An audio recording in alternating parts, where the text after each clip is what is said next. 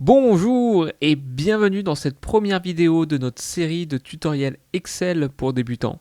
Dans cette série, nous allons explorer les bases d'Excel et je vais vous aider à vous familiariser avec ce puissant outil de gestion de données. Commençons tout de suite par démarrer Excel. On va ouvrir un nouveau classeur. Donc on va commencer déjà par se familiariser avec l'interface. En haut à gauche, nous avons la barre d'outils accès rapide où nous avons quelques fonctions de base pour enregistrer, revenir en arrière ou répéter. Juste en dessous, nous avons le ruban où quasiment toutes les fonctions sont accessibles.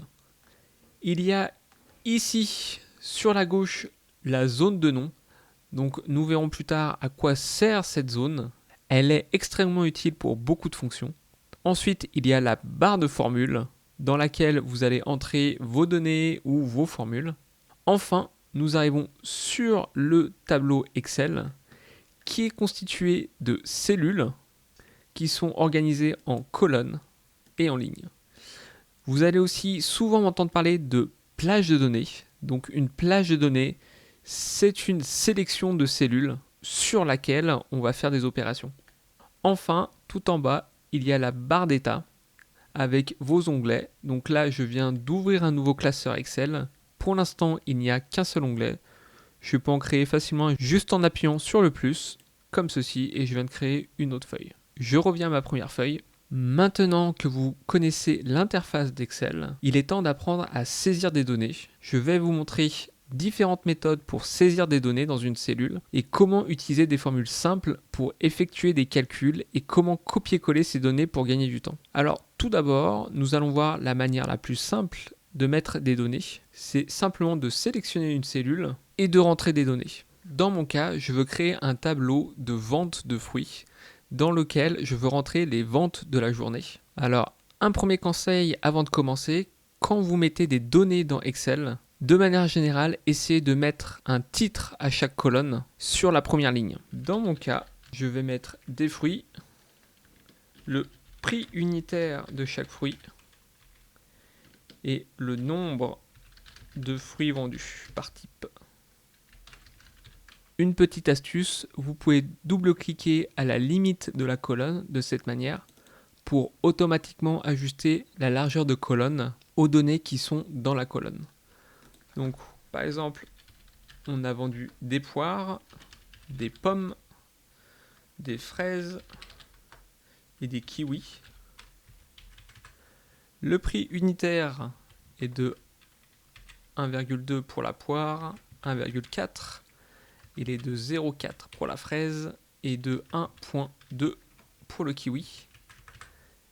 Et aujourd'hui, j'ai vendu 12 poires, 15 pommes, 12 fraises et 45 kiwis.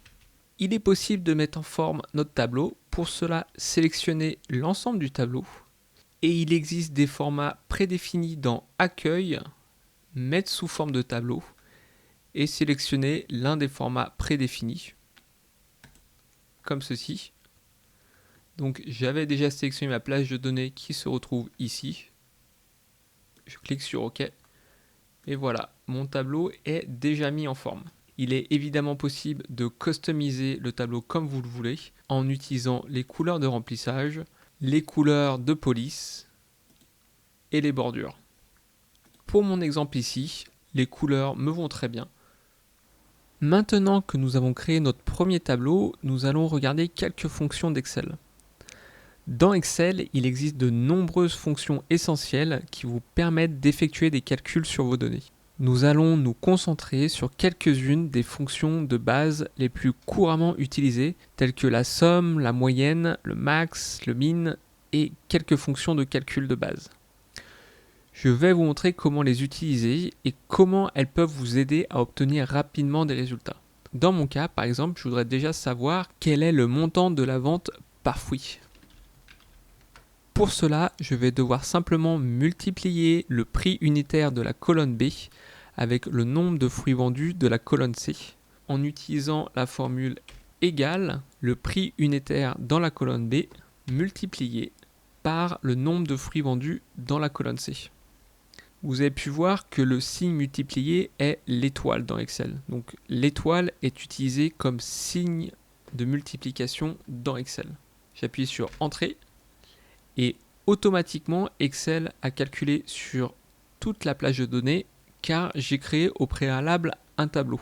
Excel va automatiquement copier les formules afin de vous simplifier la vie si vous avez créé un tableau en utilisant soit la fonction mettre sous forme de tableau ou insertion créer un tableau.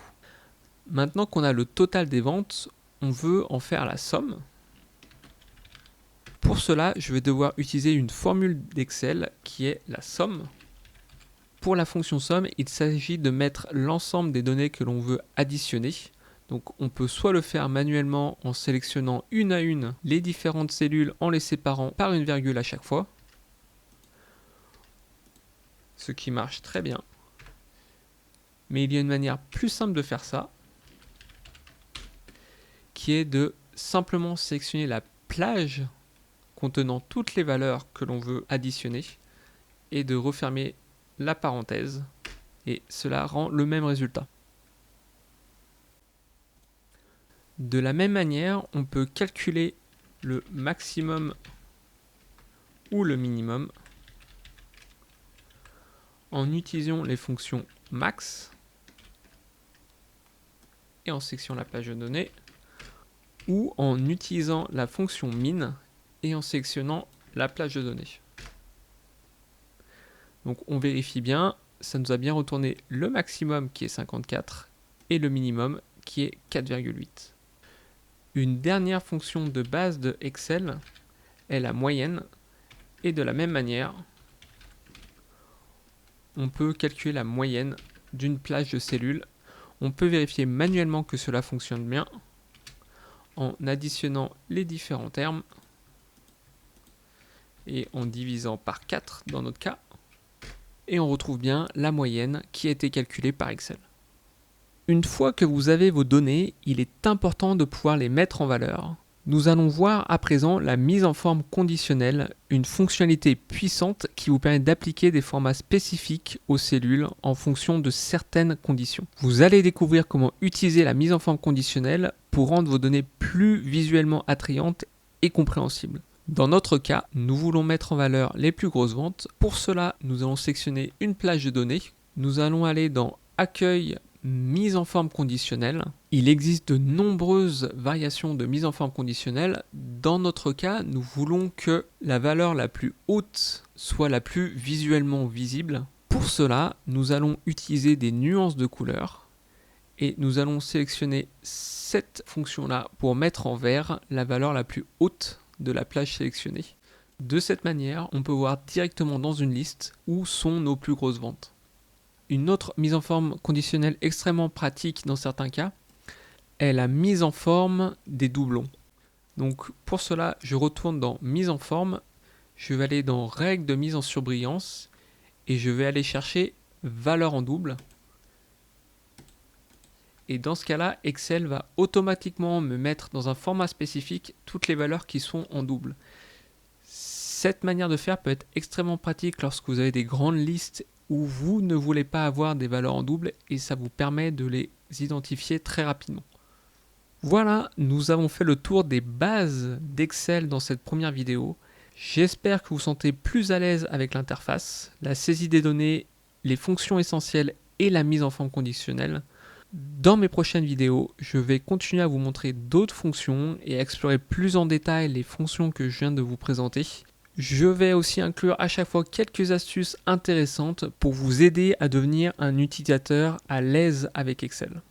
Si vous avez des questions, n'hésitez pas à me les poser en commentaire, je prends toujours grand plaisir à y répondre. Quant à moi, je vous dis à bientôt pour une nouvelle vidéo tutoriel sur Excel. Bye!